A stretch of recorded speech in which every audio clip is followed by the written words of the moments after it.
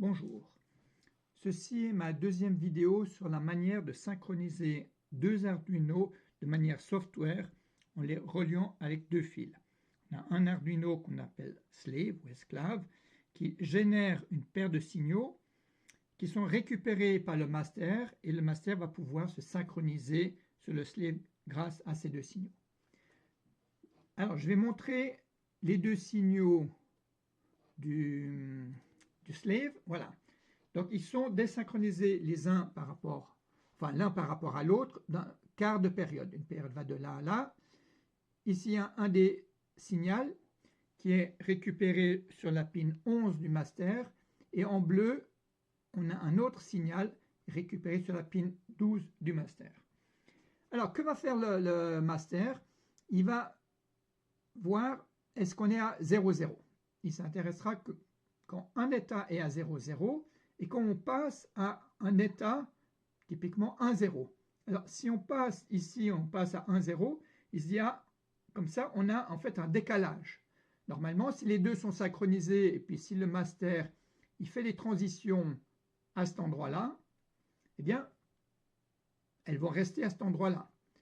Mais comme la fréquence d'oscillation des deux Arduino n'est pas exactement la même, il se peut que on verrait le signal du maître, du master, se déplacer comme ça. Et là, à un moment donné, il dit, ah, je me suis déplacé sur la droite, donc, pouf, il faut que je me retarde ou rallonge mon cycle pour revenir ici. Puis après, il va rebouger. Ah, il faut que je me remette. Là, et je me... Puis ça se fait sur une variation de 1/16e de nanoseconde, non, de microseconde, 1/16e de microseconde, puisque le processeur tourne à 16 MHz. Et donc, on verrait juste rien, ça resterait ici. Si maintenant le master il se décale dans l'autre sens, eh bien là, il détecte une variation autre. Là, on passe de 0, 0 à 0, 1, si on va dans ce sens, alors que dans ce sens-là, on passerait de 0, 0 à 1, 0. Donc, il peut savoir dans quel sens il a bougé et il peut donc corriger en fonction de ceci. Alors, je vais vous montrer le programme du master ici. Alors, donc, il est ici. Ici, par contre, il s'appelle Synchronize Fix. Le défaut de ce que je vais vous montrer ici, c'est qu'on a une très bonne synchronisation, mais on ne peut pas plus du tout déphaser le master par rapport au slave. Donc là, il s'appelle EX0430A. Je vais avoir un B, un C, un D jusqu'à I, en fait. Bien, comme d'habitude, il y a tous les commentaires que je saute. Ici, il y a le setup, toujours la même chose.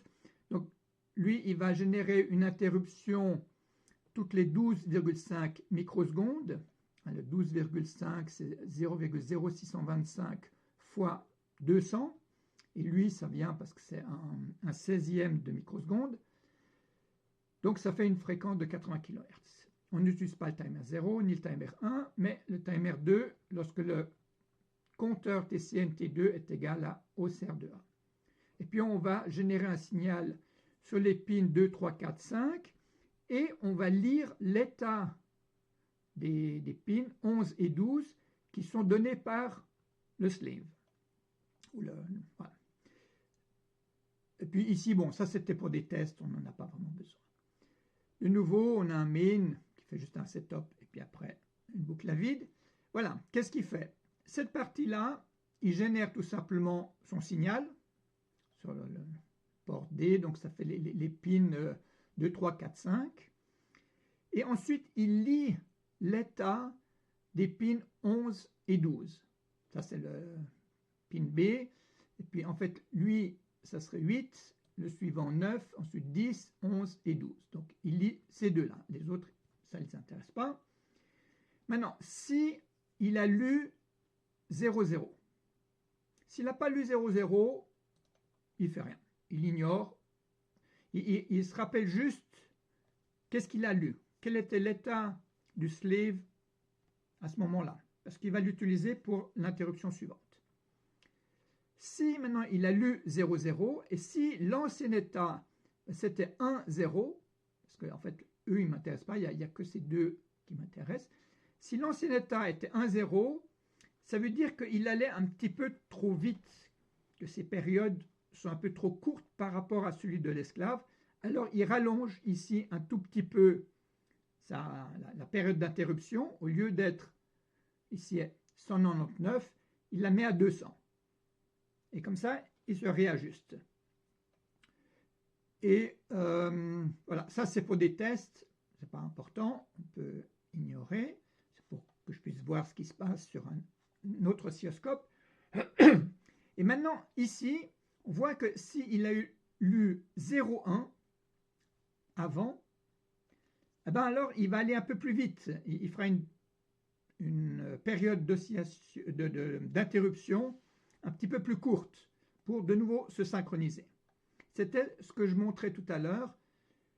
Alors, cette fois-ci, c'est quand il lit ça, c'est-à-dire qu'il était peut-être ici, et puis quand il est passé ici, alors il a eu une déviation dans ce sens-là, alors il dit, ah, il faut que je aille par là, en changeant la période, ou bien alors il était ici, et il est arrivé ici, et dans ce cas-là, de nouveau, il dit, ah, je dois changer ma période, mais cette fois-ci, je dois la rallonger au lieu de la raccourcir, si je dois la raccourcir dans ce sens-là. Peut-être encore une dernière chose qui a de l'importance. Ici, on voit que j'ai les fils. Celui-ci, donc il relie une des pins du slave à la pin 11 du master et l'autre à la pin 12 du master. Si on les échange, ça ne marchera plus en fait. Il faut faire attention de bien les mettre dans le bon sens. Parce que sinon, ça voudrait dire... Hop, je ne suis pas au bon endroit. Ça voudrait dire que ici, on va augmenter alors qu'il faudrait diminuer. Ici, on va diminuer alors qu'il faudrait augmenter, si on a échangé les fils. Encore une dernière information qui est ici, que je vous ai déjà donné plusieurs fois. Voilà, ça c'est ma page web. Et dans ma page web, ici, si on clique sur ce lien-là, microcontrôleur Arduino, etc., on tombe sur cette page-là. Et ici, en fin de page, il y aura des liens sur les vidéos.